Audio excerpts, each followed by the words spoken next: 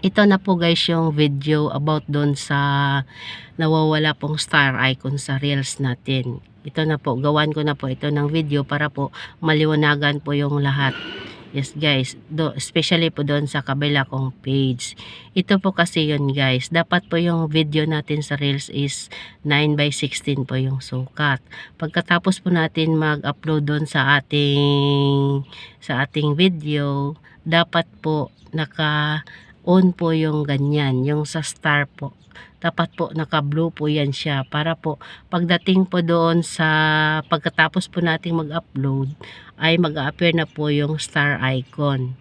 Yes guys, ganun po yun para po hindi po ma-on and off yung ating star icon kasi nga po si Meta po ay palagi pong nag-update ng kanilang system. Bumabalik po sa default yung system ni Facebook. Kaya po nawawala yung mga star icon din natin. Kaya i-monitor po natin yung ating mga video bago natin i-upload. I-on po natin yung sa star po. Yun po yung importante doon. Kasi nga bumabalik po yun sa default kapag po nag-update po yung system ni Facebook. Yun lang guys.